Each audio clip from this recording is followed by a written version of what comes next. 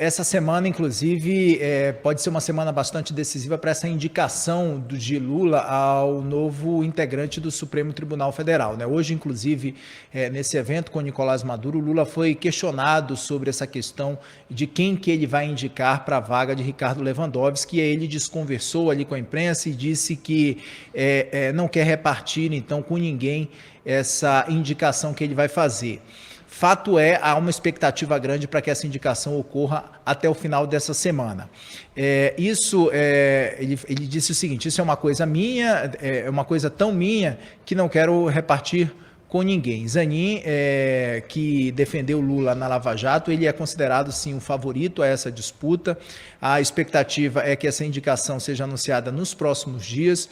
Depois esse escolhido vai ser aprovado, deve ser aprovado, né, por uma sabatina que é feita no Senado Federal, para que ele possa assumir a cadeira de Ricardo Lewandowski. Inclusive, durante um churrasco que aconteceu no final da semana passada, Lula falou ali com aliados que errou na sua avaliação. Ele acha que ele errou nas indicações anteriores ao STF, porque o presidente cobrou mais fidelidade do futuro ocupante de uma das 11 cadeiras da Suprema Corte. Wilson, quero repercutir um pouco contigo esses bastidores que já rolam aqui em Brasília, né?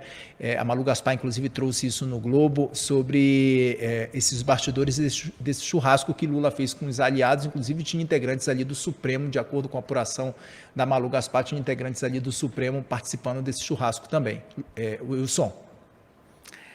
Então, né, durante o governo Jair Bolsonaro, nós tivemos a indicação de um ministro radicalmente evangélico e agora o Lula está sendo radicalmente malandro ao indicar o seu advogado, a praticamente indicar o advogado para a vaga de ministro no Supremo Tribunal Federal. Kenzo e Chat, vamos lembrar o seguinte: vocês sabem por quê, melhor dizendo, o porquê, o motivo, né? Porque junto com acento, que o Lula não gostou, ou agora avalia que o Toffoli, que Carmen Lúcia, Ares Brito foram indicações não boas para o Supremo Tribunal Federal? Porque simplesmente o Lula, esses ministros não livraram a cara do PT do Lula durante o julgamento do mensalão. Simplesmente por isso, eles foram indicados e aí tiveram a lucidez de, naquele momento, ter um pouco de independência. E aí, gente, eu trago sempre aquela obra, Como as Democracias Morrem. É um livro bem interessante, se você puder ler. Ele é bem bom. O livro, tudo bem, ele morre ali na página 70, né? Porque a partir da página 70, 80, ele basicamente ele fica num looping de uma mesma ideia. Mas o que eu vejo de integrantes da esquerda falar, nossa, né? Veja como Bolsonaro ou tentou acabar com a democracia. Gente, está aí o Lula, né? É chato essa equivalência, né? Ficar sempre pegando um para o outro, mas eu gosto de apontar essas incoerências, sabe, de alguns integrantes da esquerda. Sabe, se criticou tanto a indicação do André Mendonça, que foi uma indicação ruim, foi uma indicação equivocada. Tal. A indicação do Nunes Marques também foi uma indicação de interesse puramente pessoal, para você colocar alguém lá dentro para proteger os interesses do Palácio do Planalto da ocasião. E agora o Lula, basicamente sendo radicalmente malandro, colocando ali o Zanin, seu advogado, para ser integrante do STF, não para você preservar a democracia ou colocar um sistema ou para você fortalecer o tão combalido sistemas de pesos e contrapesos da nossa república. Não, está colocando lá para proteger os interesses do Palácio do Planalto. Entendeu? É isso que é inacreditável, sabe, Kenzo?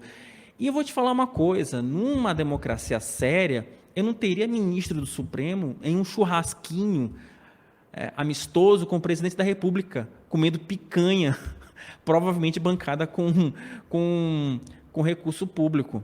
Sabe? Porque eu duvido que o Lula colocou a mão no bolso para poder servir picanha para ministro do Supremo, num churrasquinho nas dependências foi do Alvorada, se não me engano.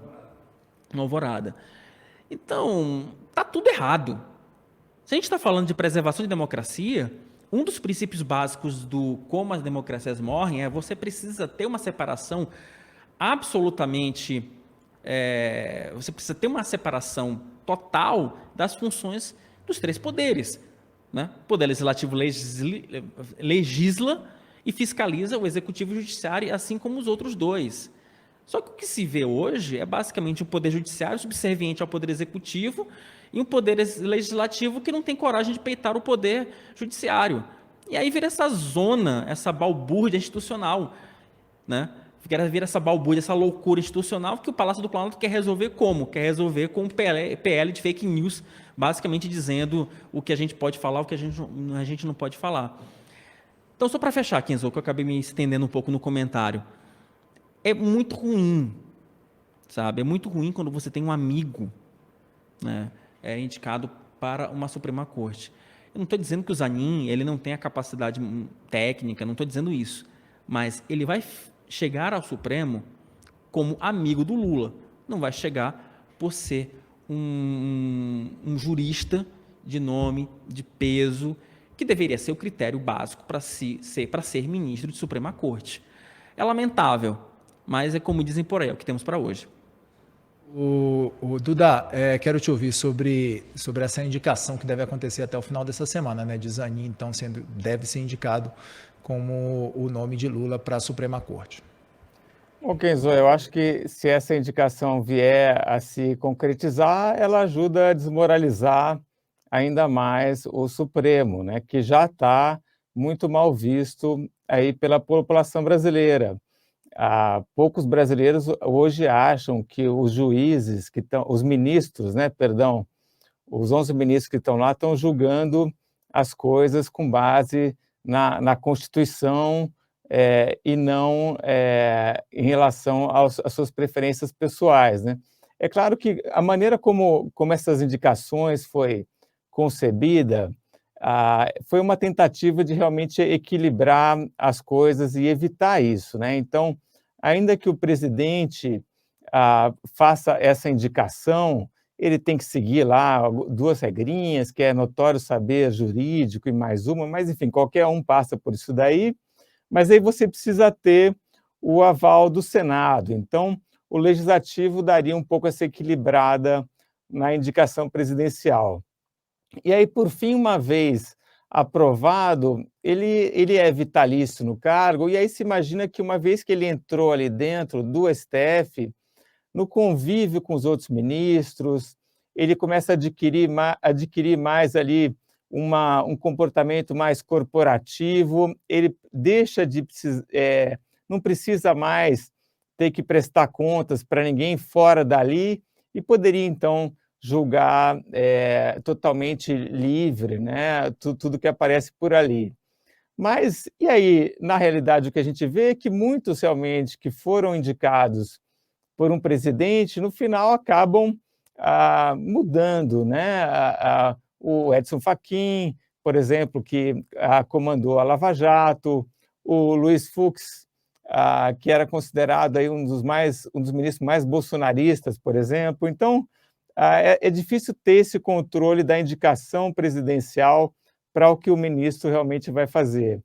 Mas temos aí vários estudos científicos já sobre isso, mostrando como os juízes votam, e a gente vê que a maior parte deles realmente vota a favor ou contra lá do presidente que indicou eles. E o que o Bolsonaro fez e o Lula está fazendo também é tentar garantir que isso aconteça ao máximo, né? Eles não querem nenhum desvio, eles querem que, uma vez que indicou, o sujeito aprovou no Senado, que o cara sempre vote a favor daquele presidente ou daquele partido.